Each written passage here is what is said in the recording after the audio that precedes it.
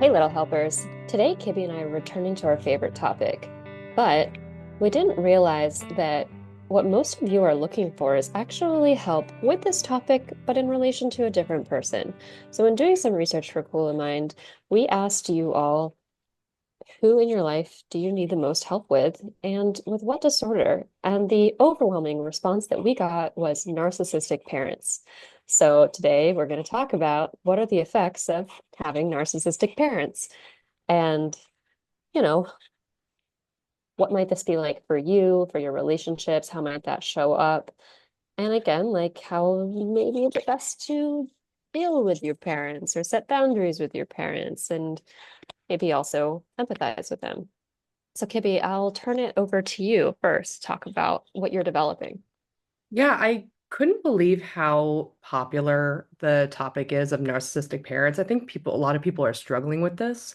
And when I think the word narcissistic parents has been thrown around a lot, but talking to our community, what we've learned is people are talking about parents who are really self-involved and emotionally unavailable or emotionally dysregulated. So that could look like borderline personality disorder. It could look like some parent who has an addiction is just like not around, not available, um, or just so focused on their own needs that they're not there for the person. So I think when people say narcissistic parents in general, they're meaning parents who weren't emotionally there for them. What do you think?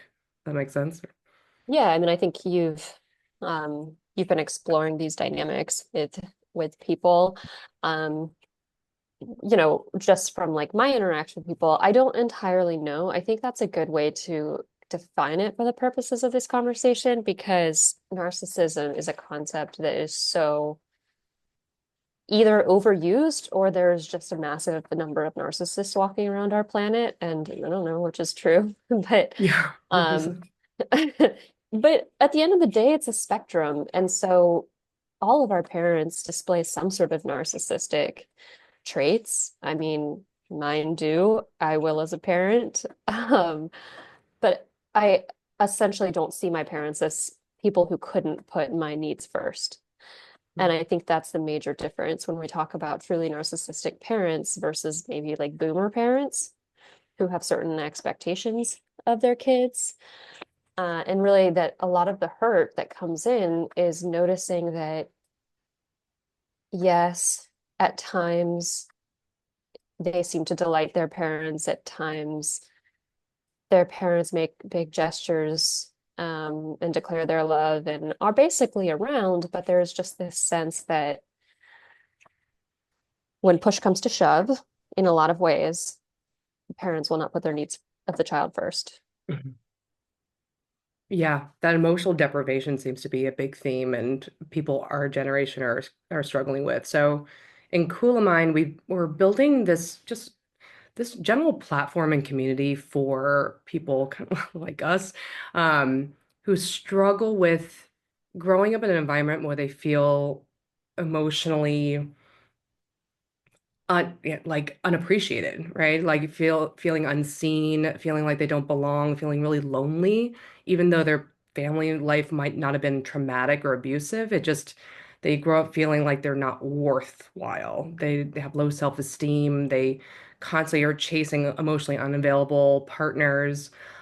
So Cool of Mind, we're really focusing on building what someone like that needs. Like, how do you actually the skills to actually be seen and be Mhm. loved and to take care of your own emotions and to fill that void in healthy ways instead of maybe those toxic cycles that people get in. So, I mean, it's just a really near and dear thing to our hearts because um thinking about what we want for Cool of Mind, it's really like, how can we help people the way we were helped? Like, I think I personally was helped with a lot of therapy, a lot of really good strategies and support around me. And I've really grown up with a narcissistic home, so to speak, Mhm. and had a lot of really um, just like unhealthy relationship attachment patterns, so to speak. flip-flopping from like anxious to avoidant and all that stuff, but really learning the skills of actually how to love and be loved. And I think Yeah. like same for you, right? Yeah, I mean, I would not classify my home as narcissistic, but a little bit grandiose in certain ways. Um, but of course, I've struggled with men and dating and feeling valuable to other people and competent and asserting my worth at times.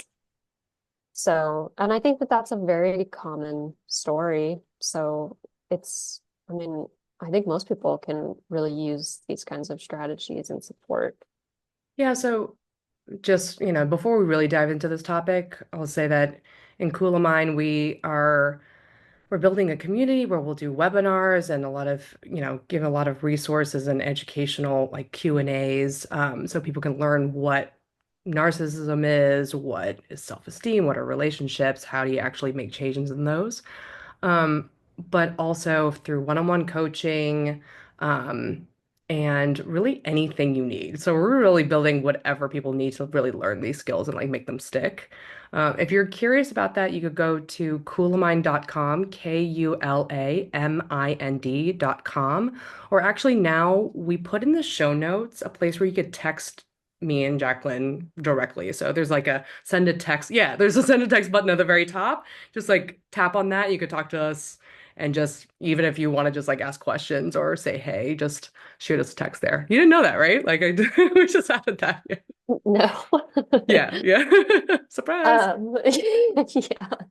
Yeah. Okay. Well, so when we're like thinking about this topic, I got a lot of questions from followers that I want to answer within this episode. And it kind of like the big thrust that I got from the questions was how do I make them understand that what they're doing is wrong or that they're hurting my feelings or something or other. And I don't know if this is where we want to start with this episode, but I do want to acknowledge that I think a big part of growing up with a narcissistic parent is that your own perspective doesn't get validated, taken seriously, prioritized. And so there's this huge, um, it's just a, I mean, there's a really big need to be heard by other people and a kind of potentially dysregulated way of getting heard. Mhm.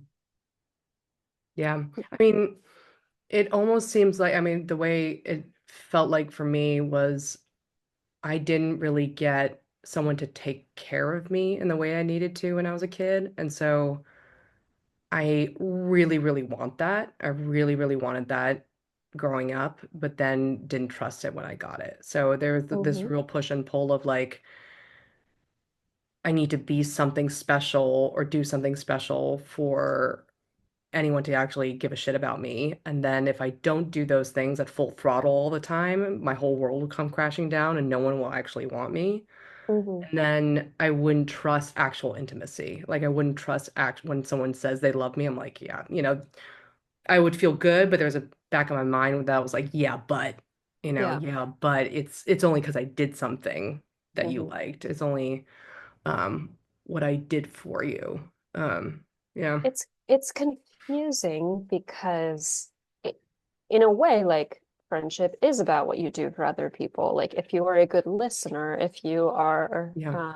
a good carer, or if you are generous, or if you are charismatic, whatever, you know what I mean? Like if you have something to offer, then another person's going to want to pick that up.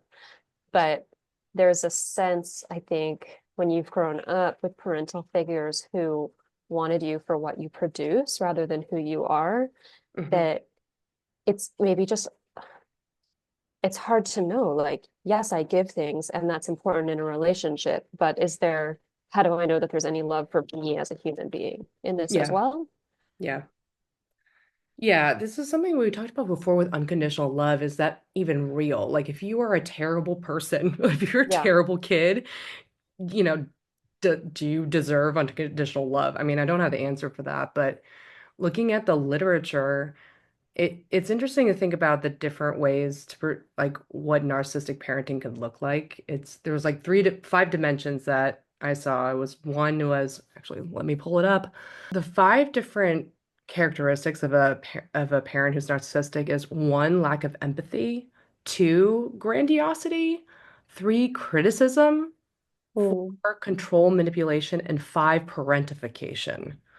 So really all of those different qualities are about like this person needs some sort of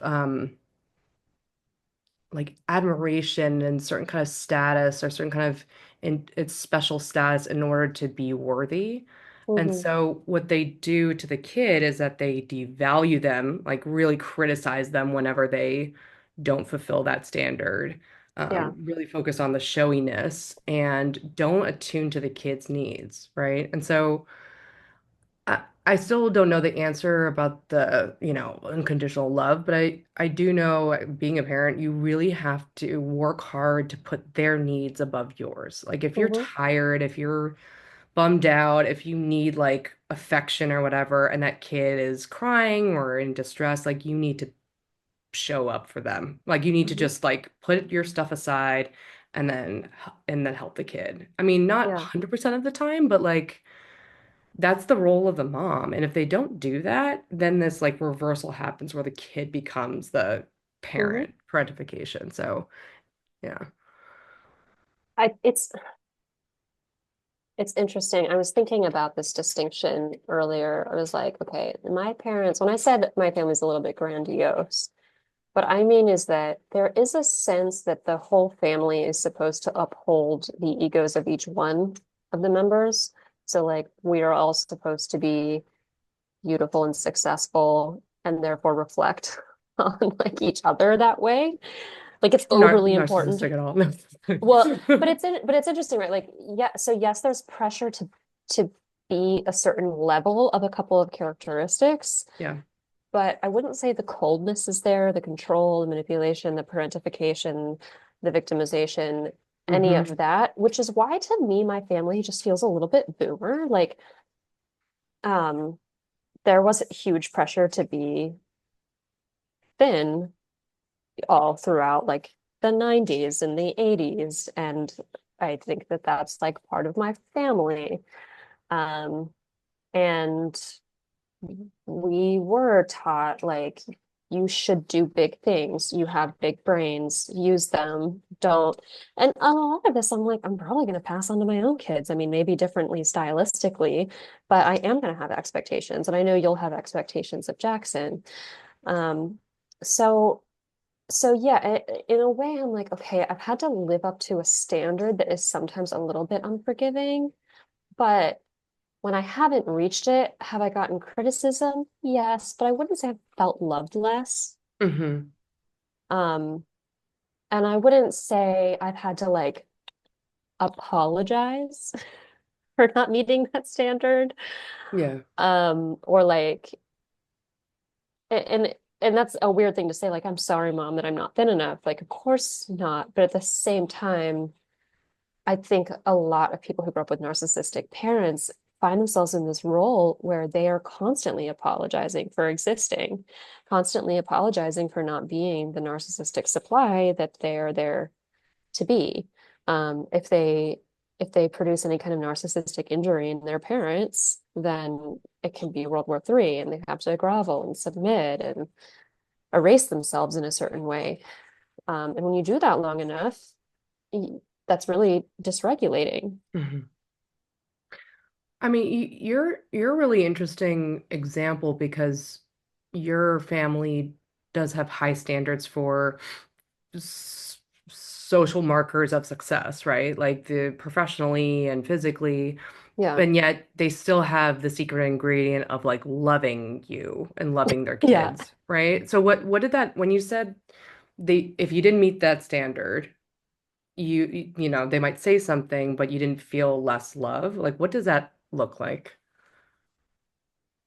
Um, I can tell that my parents or sibling, I think it's really just one sibling, are bothered that I should be a little bit hotter, but and they might say something about it, but ultimately it's not like I'm frozen out. It's not like I don't make my mother like laugh with delight. It's not like my mother Mm. misses me any less or wants to see me any less. And when I said to her, I said to her, she sent me this message after I'd gained weight that was like truly kind of absurd. And I said to her something like, Mom, you're acting as if I have cancer and I'm refusing chemotherapy. Like when she talked to me about why I wasn't losing weight. And she's felt so guilty about that ever since. And she's brought it up. She's like, when you told me it was like cancer, I was appalled. You know what I mean? Like, Ooh, ooh. I, Children. I mean, so I know she wants me to be thinner, but I don't feel like eh, like she actually loves or respects me less as a person if I'm Yeah. 5 pounds heavier. Um, and like I didn't meet her standard for sexual chastity either. But when I talk about it, she doesn't like get cold and rejecting and disdainful. She Mm. usually actually jokes with me about it, and she's done a lot of work, I can tell, to like come around and accept it, even though it's something that she was raised to find really important and something that makes her very nervous, like if her daughters have sex with men who don't love them. Yeah. um, or, you Yeah. know, so yeah, I feel like I've pushed my mom's standards in many ways, and ultimately she's very proud of me. But I never felt like I was truly risking any kind of real rejection. Did you feel the emotional responsiveness? Like when I was reading the research, narcissistic parents are high in control and standards and criticism, but they don't respond to their kids' needs. Do you feel like, I mean, what does it look like when you have a need and you turn to your family? How do they respond? Um, they take it serious. I mean, the person I would probably go to is my mother, but I've gone Hmm. to various members of my family. They take it seriously. They make time for Yeah. it. Um, she'll talk to me exhaustively about it Mm. if I need her Hmm. to. And sometimes she doesn't get it quite right, but the time is there, the energy spent is there. Um, she doesn't like turn it around and make it about her or Hmm. say, well, Yeah. this is, when I went through this, unless it's productive. And I mean, I think that there's like this is a psychobabbly term, but there's like affect matching, I mean, she's not writing me off or sort of Mm. scoffing at me or telling me to get over it. That's awesome. Yeah, it's nice. Yeah, no, it's nice. Yeah, I mean, I had like it's weird because when I really reflect on it now, I come from a long line of narcissists. I mean, my dad had a lot of narcissistic traits, my mom does. And my grandmother, my mom's mom definitely did. And my mom's mom was the quintessential narcissist. Hmm. I loved her. Like I really, I really, she was a really nice grandma. And usually narcissistic parents are actually really nice to the grandkids because they don't have the problem with the kids is that the kids, you'll see when you have kids, Jacqueline, it's like this, what is this called? It's like ego extension, narcissistic projection. That's what it is. Narcissistic projection, where your flaws, like the kid is like yourself. So you are just as hard on them as you are on yourself. And Ooh. like, yeah, so they become like an extension of you. So that sucks if you are hard on yourself. But with my grandma, she was really nice to me, but she was like a tiny little Asian Chinese lady. And when I really think about it, it's pretty amazing. She was like a seamstress tailor's daughter in Cincinnati. Hmm. Just like I think she was abused in many ways. And worked her way up to Hong Kong and the life that she led. And she was really like social climby in some ways. Like she really liked it when people praised her. She really, uh, like got in with people that she thought were high status, and she would be really withholding of her affection. She would, with my mom and her siblings, she would praise one and then she would praise another one to one of the kids, right? She would like tell my mom how great her sister was and then Hmm. like talk shit about other kids. So that she would like curry favor amongst the Hmm. different siblings and they would have to really work hard to get her attention. And so she was like this larger than life person that everyone was like fighting for their attention. And so that just left not much for the kids. And I saw that as a survival mechanism, right? That a lot of narcissists, I mean, for as much as we talk about the toxic, blah, blah, blah, narcissism is often like a defense mechanism, right? It's like Mhm, I went through trauma or had a bad background, and there was just one thing I could do to actually keep me safe and loved. Like, I'm going to do that hard and make mhm, sure everyone else that I love does that hard. So, my grandma definitely was the narcissistic parent, and I could see the effects on my mom. Like, I could see how she will always go through life. And this is the thing that breaks my heart. She'll always go through life feeling unloved. mhm. Mm. Yeah, I mean, you could say that most of narcissism is a defense mechanism.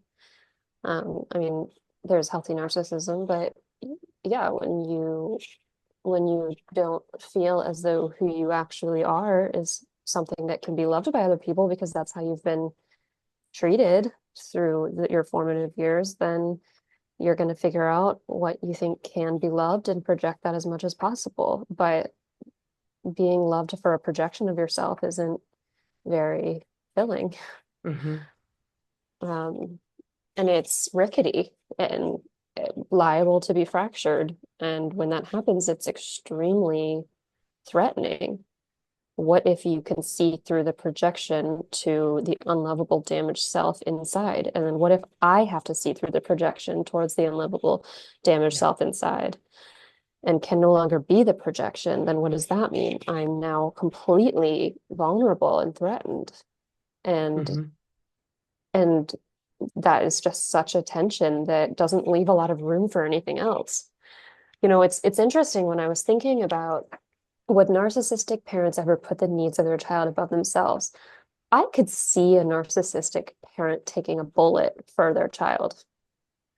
Um, I could see narcissistic parents putting the needs of their child above their own in certain ways, but I don't know if they can put the emotional needs of the child above their own. Um, because that's what's actually threatened in them. I could see putting their child's physical welfare above their own, their safety above their own, but the emotional needs, when you spend all of your time and energy protecting yourself from ever being seen, Hmm. and suddenly you are being criticized for what something you did, then that's the threat is there. I'm being seen, not the project, because the projection is perfect. The projection can't do anything wrong.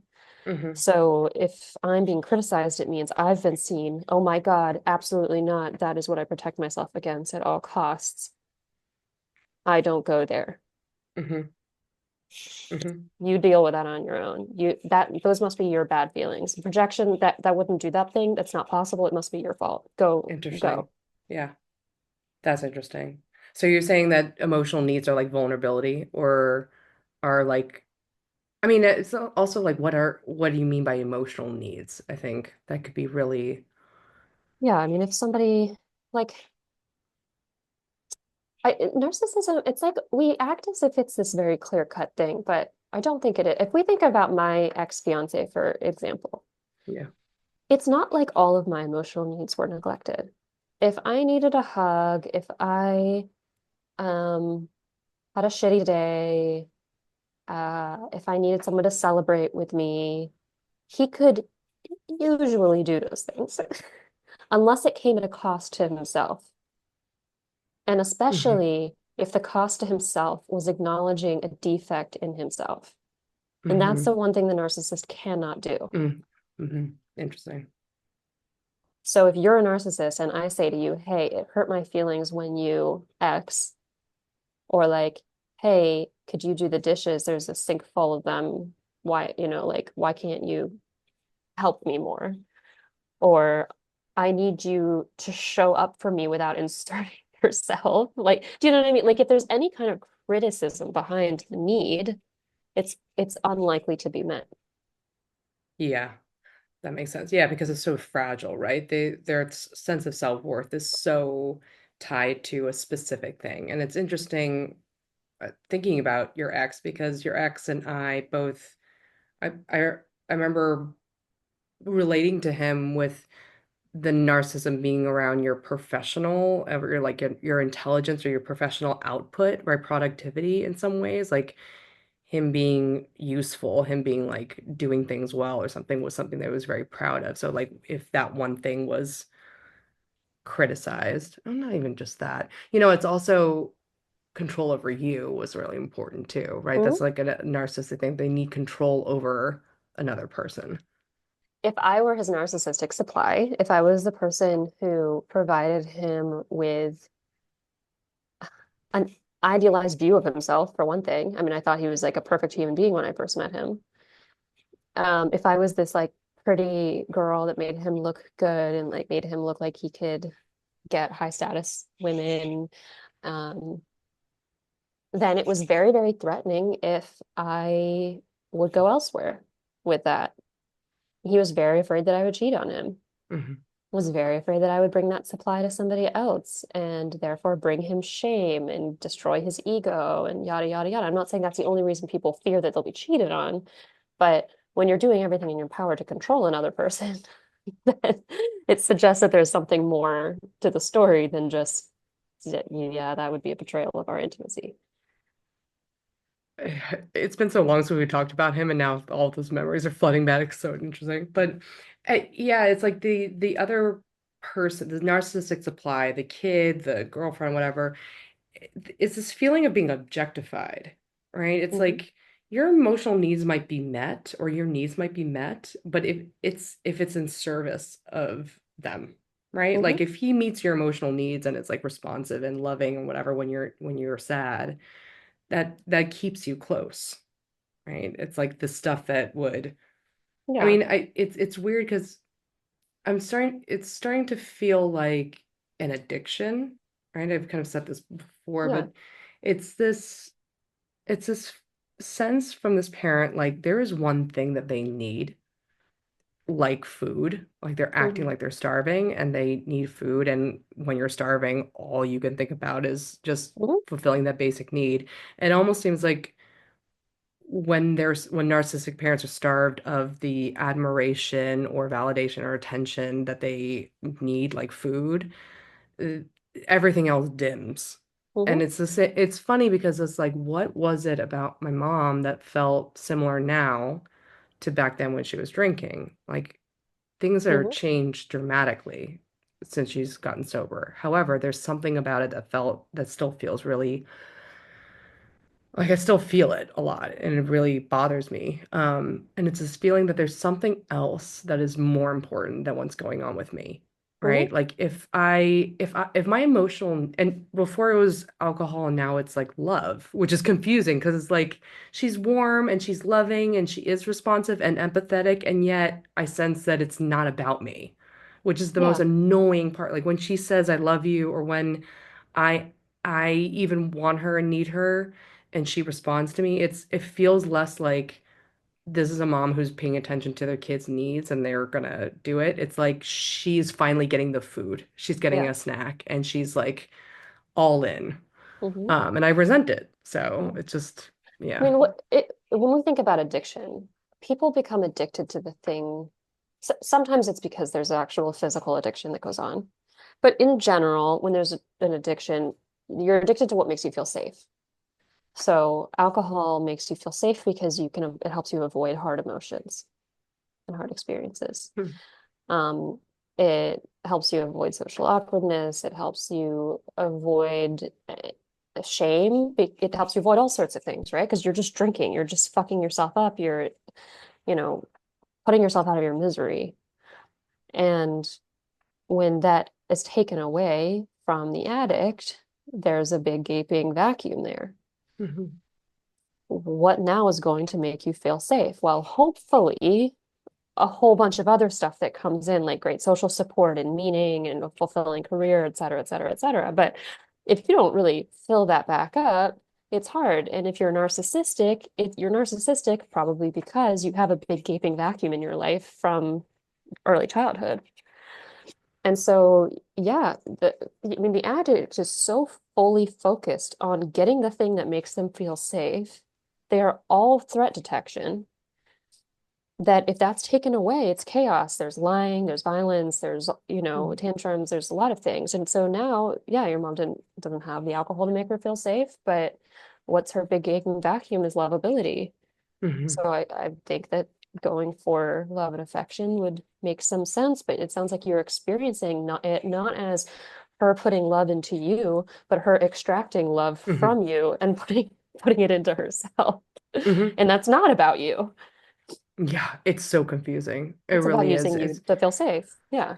Yeah, I think that vulnerable narcissists are really tricky like this. I think your ex is like, tricky because of like this, my mom, where if their addiction is love, it's so confusing because it's like, wow, they love me so much. And the worst is like the gaslighting, not the gaslighting, but I mean, I will hear people to this day say, your mom loves you so much. She's just so sad because she loves you so much. And I'm like, how can I explain to anyone that her loving me is somehow the most unloving thing I could feel, right? Mm-hmm. Like it feels aggressive when she Mm-hmm. loves me because it's not like, if I need space, if I need rest, if I need something else, she'll get angry with me.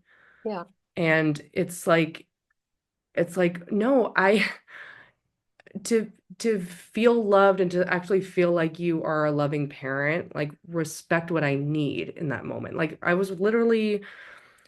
I just had my mastectomy. I had my boobs amputated. I had tubes coming out of me, like literally like plastic tubes coming out of my chest. I was so exhausted. I was so in pain and drugged up, and I was asking for, can Jackson come play here with you instead of going to your house? And she just yelled at me. And it just like she still to this day, like literally today, I was texting with her, she still doesn't understand why I'm taking space. Mm-hmm.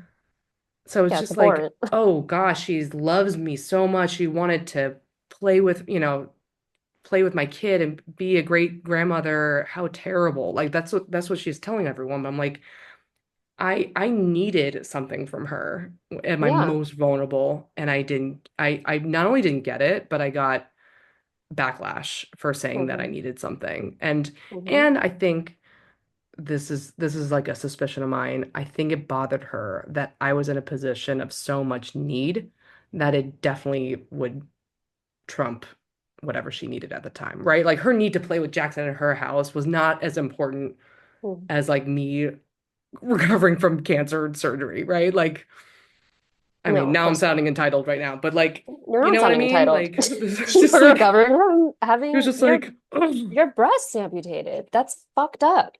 That's fucked up. That's a time when a daughter needs support from her mother and other people. But like you had an experience that was incredibly fundamental. You are literally vulnerable. You are literally going through something traumatic. Your body is currently being traumatized. And where was the comfort of a mother? That's horrible. What was so weird is like, right, I'm getting like uncomfortable right now. Like, I'm really, every time we bring this, I know I've been talking about this in the past couple episodes because it really got under my skin. And I, like, that night, like, cried. I was so depressed for like that week. Hmm. And I'm feeling like really uncomfortable now, almost like I could feel my anxious thoughts, but it's just,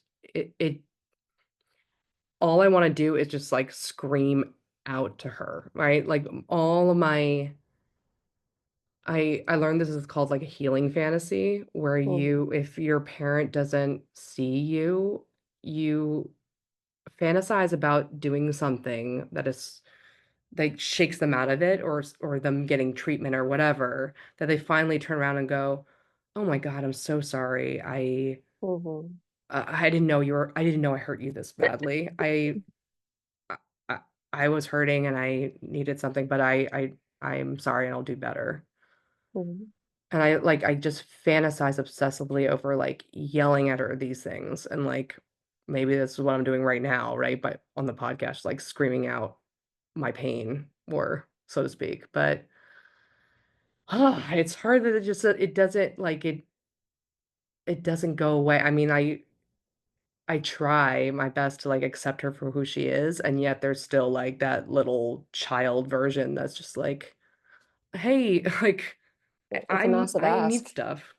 It's a Yeah. massive ask to just accept your mother for this kind of limitation. I mean, what you just said, I'm sure, is the most relatable thing that anybody with narcissistic parents has ever heard. Like, I mean, that was okay. There were three sets of questions that I got when I asked followers. One was basically what you're talking about, like, how can I get through to them? Hmm. And it's not, and it's sad because the narcissistic parent is going to hear that as like, how can I criticize them and make them understand they're wrong? But that's actually not Hmm. that's not the need that's not the wish fulfillment. The wish fulfillment is how can I genuinely connect with you? I can't do that if we're fundamentally not agreeing on the premises of our relationship. Like, if you can't fundamentally see that I need comfort and safety when I'm recovering from cancer, this, especially right after mastectomy, then how can I ever expect to relate to you?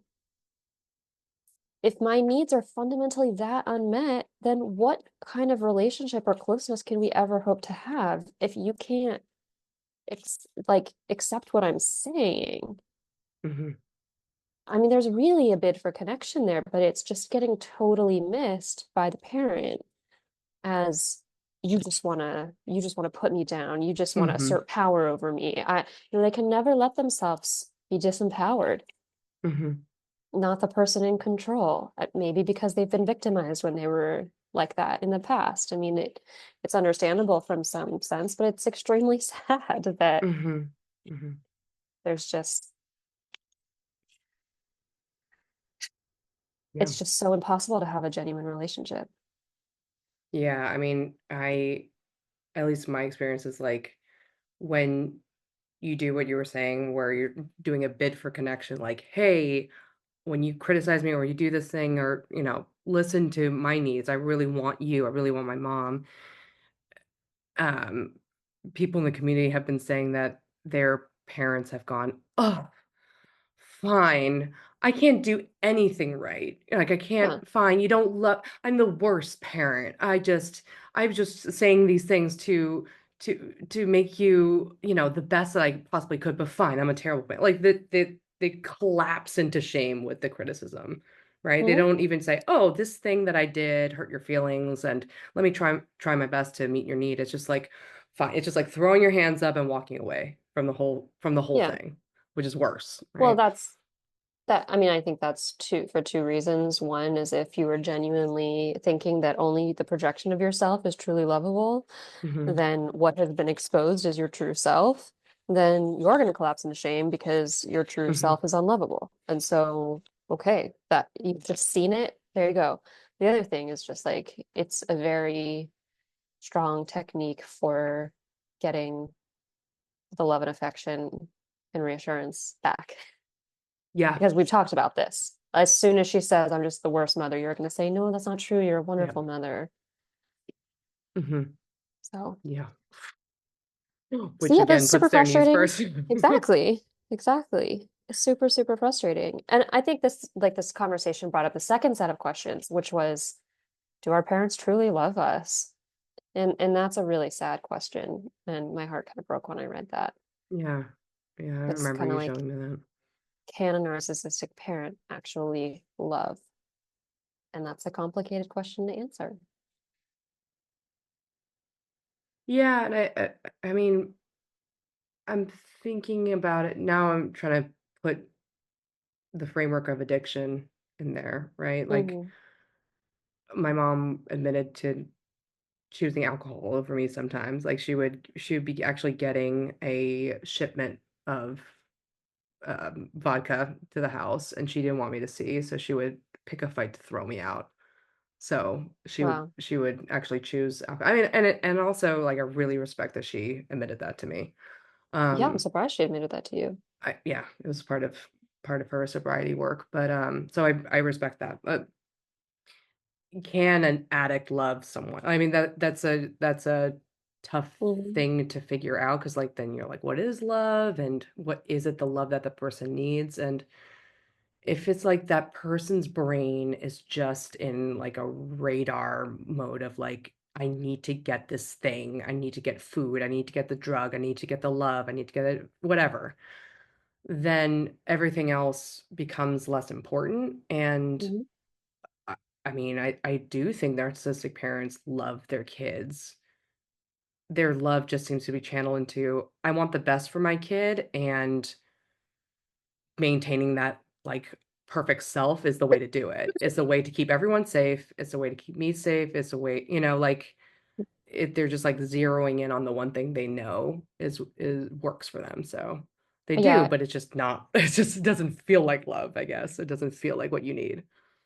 yeah, I think it's really important with this question in particular to keep in mind that it's a spectrum. So when we talk about like, can narcissists love? Well, what do we mean exactly by narcissist? How narcissistic are we talking That's about? I true, yeah. mean, and it brings up so many construct challenges. What do we mean by love?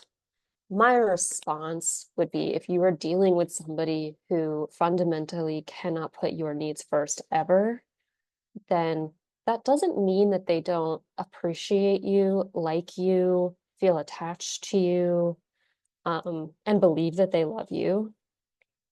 But it may not be a love that feels particularly meaningful to you.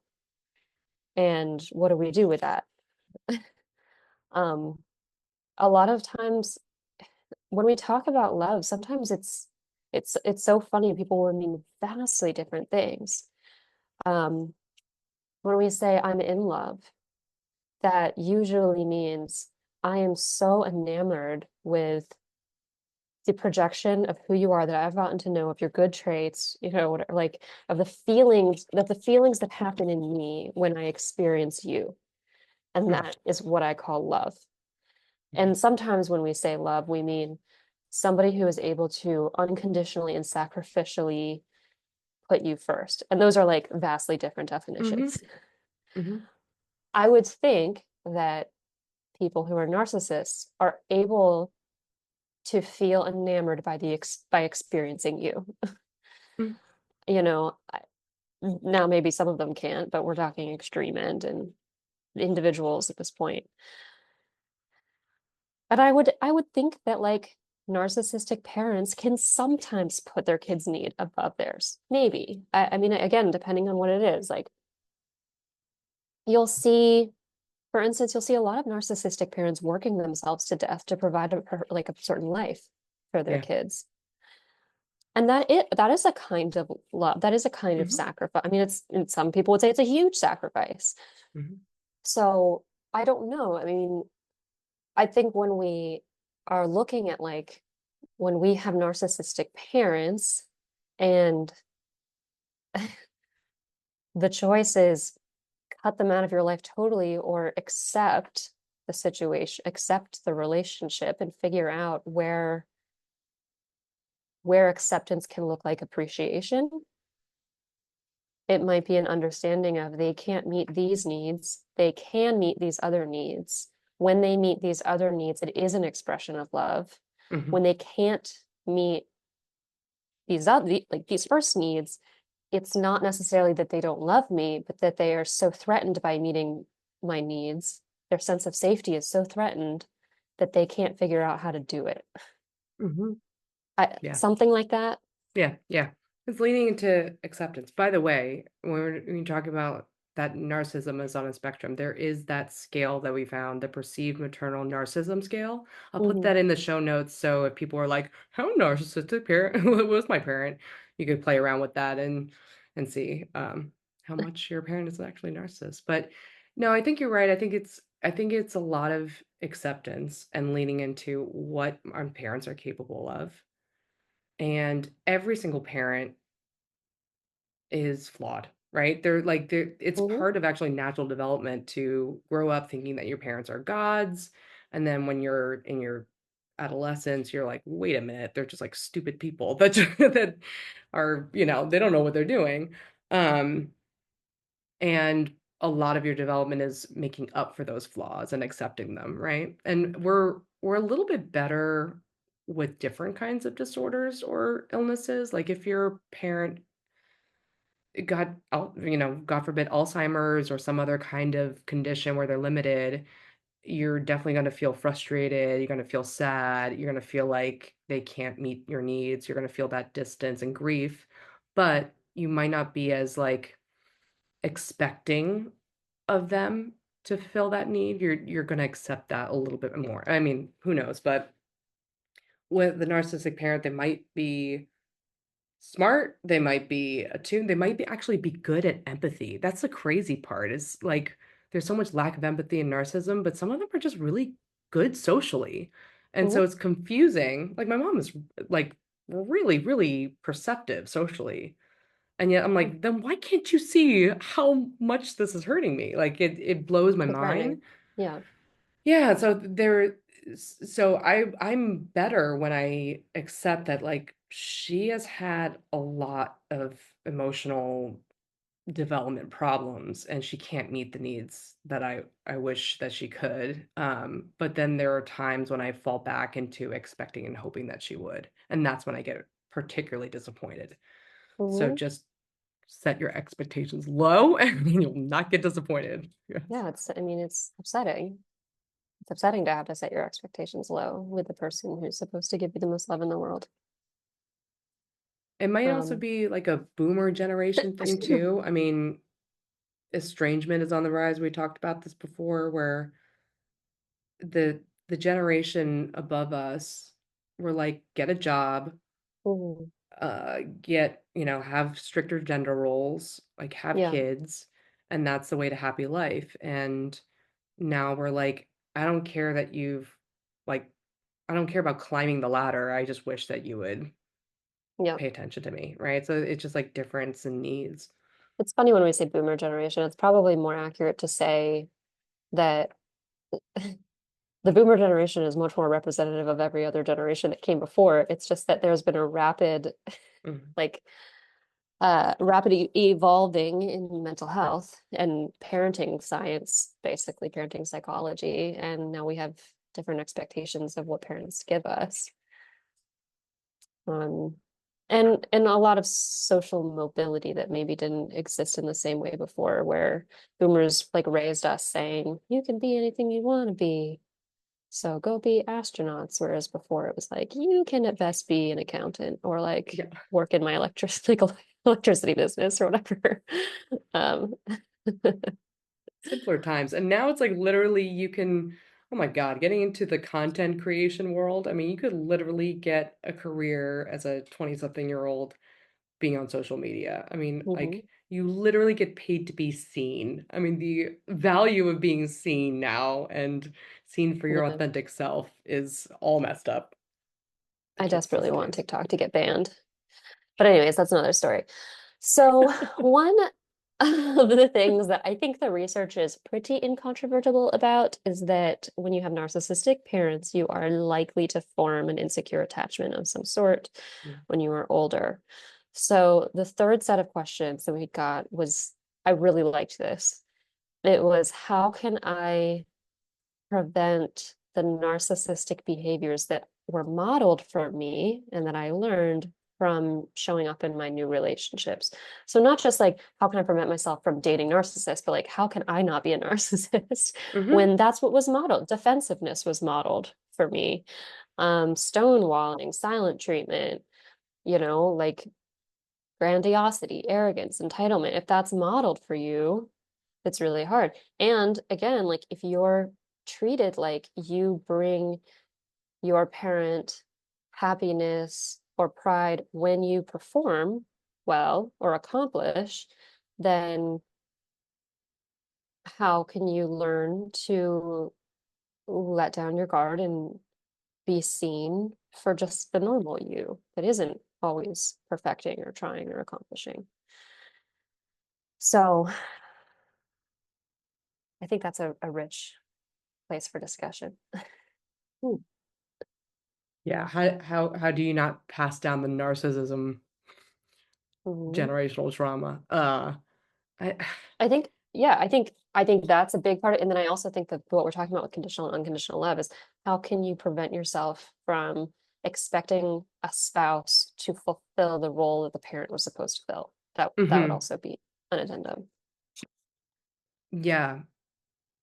Yeah. And I see that the people who try to break that, I mean, like narcissists, like kids of narcissists tend to try to date narcissists. And then when they try to date someone who's nice and emotionally attuned and emotionally available, it feels Boring. boring. Yeah.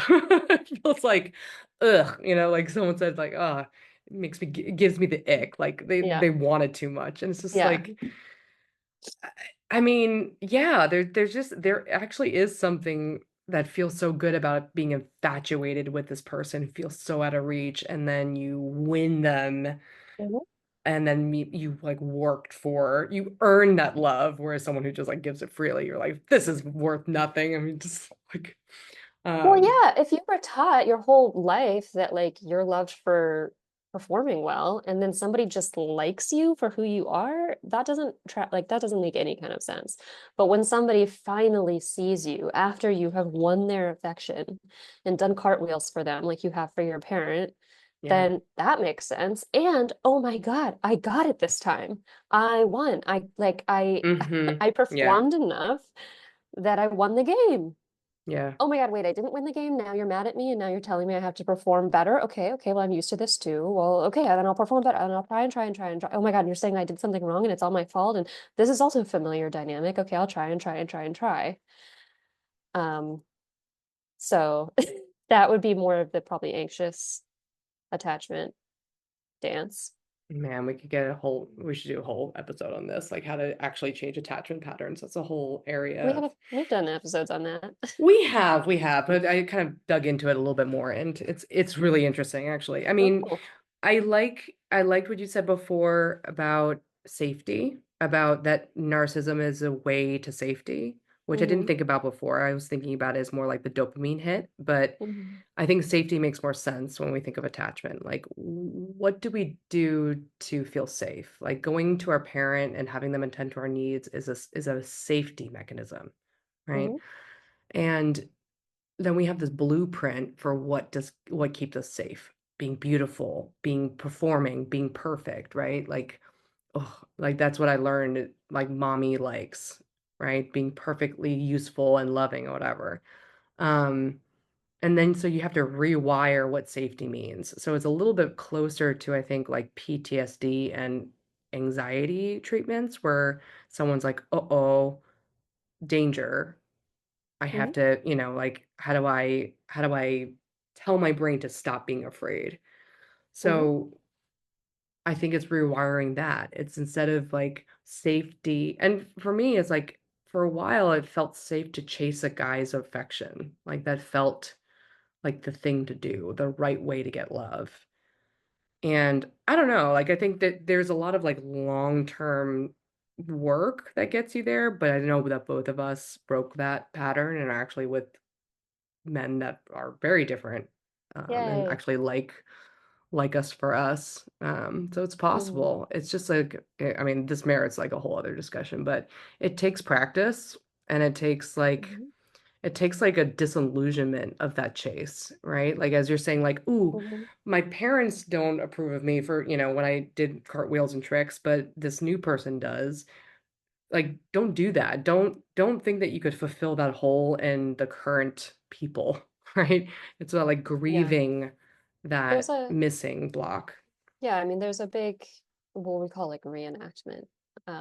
People who Hmm. come from damaged relational histories often try to reenact those histories Hmm. in the present. So if I could not win the affection of my father, then I'm going to reenact that Hmm. same setup and see if I can win it in different relationships. Yeah. And the trick is realizing that the reason you couldn't win it wasn't because you weren't good enough, it's because the game was rigged. There Hmm. was no way of winning it in the first place. And so Yeah. if you continue reenacting it, you're going to continue reenacting rigged setups, rigged games, Hmm. and you're going to keep losing over and over and over again. And Hmm. so the way to get out of that is to recognize I keep picking rigged setups.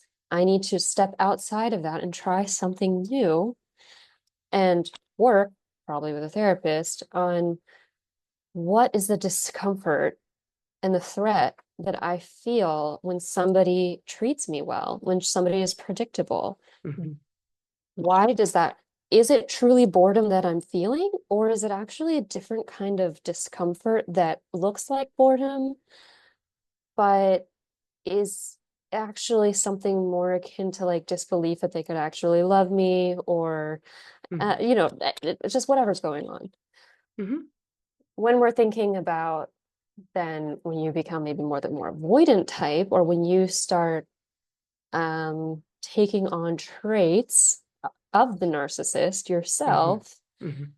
then I mean, first of all, for the people who ask that question, like, bravo, that's the first step and probably the most massive step in actually not doing that. Because if you're able to say, I think I might be doing something damaging and I don't want to do that, then you have a much higher likelihood of not doing it than somebody who refuses to admit or see that they do anything wrong ever. Hmm. But probably examining, I mean, the number one kind of hallmark trait of narcissism is entitlement. And so noticing, I think, entitlement and where that comes up and what it means, like, can you actually feel safe and valuable in a world where you're not special by decree? Hmm. Interesting. Yeah. And What I, does, yeah. part of that narcissistic parent blueprint is like, at least for me, that I had to get over was um, it led to the belief of only one person can have needs at a time. If one person has a need, the other person cannot. And Hmm. usually it's me who cannot have that, right? So part of if narcissists tend to make narcissists, so there's like narcissist traits that pass down. And so if you are noticing narcissistic traits in yourself, know that it comes from that feeling of deprived and the feeling of fear that if I'm myself, then no one's going to love me. But then actually, when you're with people, try to be empathetic, right? Like actually attune to their needs, put Hmm. yours aside for a moment, but know that just because you are attending to someone else's needs doesn't mean yours don't matter anymore. You could both Yeah. have needs, and actually being empathetic to someone else lets that person be empathetic to you, right? Like empathy begets empathy. If I tune Hmm. to you and I care about what you need in the right relationships, you should get that back, right? That's actually like where you actually meet and connect. Yeah. So people could have the space for both feelings. Does that make Yeah. sense? Or am I just No, blabbering it on makes now? total sense. When I was thinking, one of my favorite parts about being with Jason is that when I am a bitch to him, I feel safe enough Mhm. to take some time to myself and say, okay, why was I just a bitch to Jason? You know what? I think it's because I interpreted what he said in this way, and that's probably not the correct way. And I think I wanted to grab a little bit of power over him and like make him sorry that he said that thing, even though it Mhm. wasn't very fair. And then I feel safe enough to go trot over to Jason and say, hey, the reason I was a bitch to you just then was because I interpreted what you said in a specific way. Wasn't really a fair interpretation. And then what I wanted to do was say something that would hurt you. Like I'm able to basically lay out what happened in my head Mhm. because I know that he's not going to use that and weaponize it against me. And that he will allow himself to take that, but also then meet my need, right? So like I can meet his need of maybe apologizing that I was a bitch while also getting my own need met, that I need reassurance or whatever the fuck started the whole thing in the first place. So when you can, yeah, see things as not a zero-sum game, as like, I can attend to you, and in attending to you, actually, there would probably be more space for than you to attend to me, then you're going to wind up with a better product. Um, And so I think that a lot of people who are extremely defended see admitting wrong or catering to another person as lowering themselves in power and Hmm. losing control. Hmm. That's why I brought up that example was like with my last relationship, I don't think that he would have ever been able to admit to me what was really going on in his head because he would be afraid that that would weaken himself. Hmm. It was such a battlefield every time we were trying to get needs met because there was such a currying for power and control. Hmm. Yeah. Um, and when you can allow yourself to actually be head bowed a little bit, like, oh, your needs are important right now. I did something wrong. I can actually, you know, come to you and ask you for forgiveness, or like tell you that I'm a human being who's fallible and makes mistakes and doesn't get it right all the time. That's actually much more powerful. Hmm. It's a sign Yeah. of healthy self-esteem. It's a sign of healthy relationship building. So I guess I would maybe examine like if you feel like you need to maintain power in a disagreement over forming connection, what is the threat of being less powerful in that interaction? Sometimes there's a real fucking threat, because sometimes if you know that if you lose power, the other person will manipulate that, then I also wouldn't want to lose any power. But that's not Right. always the case. And then opposite action, I would just also think, like if you cannot be happy for somebody else's success, just fake it in Hmm. a really big way. Hmm. Buy the gifts, do the thoughtful thing. Even if you're in conversation and this is awkward at first, like create a ratio in your head of how many questions you need to ask them versus how many you're being asked, and just stick to that ratio. Yeah. Yeah, I like that opposite action to envy, which is to promote that other people, like lift other people up. Hmm. And you will start to rewire your brain from a dopamine hit or like safety of I gotta win, right? I gotta win, and that's the way I get love. That's why no, Right. like collaborate, lift everyone else Hmm. up. We're a team, and it's not like a race. Yeah. So Yeah. I don't really know if you like have any. connection over ego. Like that, I think that's Uh-huh. the theme of Yeah. One of this. my favorite DBT principles is a mindfulness principle of effectiveness. Do what is going to get you towards your goal, not what Hmm. is going to make you feel more powerful. Hmm. Like it, I said to your friend, I said to our friend once, we were arguing about like, should he have paid the bill for the girl? And I was like, of course you should have. And he was like, no, for these reasons. And I was like, do you want to be right or do you want to get laid? So And funny. that we've heard this like, do you want to be right or do you X? Like, Yeah. that is a good principle to use. Is your behavior going to result in you being quote unquote right? Or is it going to result in you getting more connection and love? Um, and that doesn't always mean surrender and accept all blame. Like that's the other end. Sometimes that also won't give you more love because you're degrading your own self-respect and esteem. So it's a difficult dance, and this is why I would suggest like go to therapy if you're struggling with this because you have all these different psychosocial needs to balance. But if the true goal is connection and intimacy, then power and control cannot be an Hmm. equal goal. And if you don't want to go to therapy, join Cool Mind, Well, and of we course, will. but I think Cool of Mind and therapy can work in conjunction. Yeah, definitely. Yep. Um, I would never be promoting something that would result in people not seeking therapy. Kibby, as you know, that would 1000%. that Yeah. would be at odds with The way that we see the uh, my professional our goals. like perfect self. Yeah. So I think that's all from me. Do you have anything to add?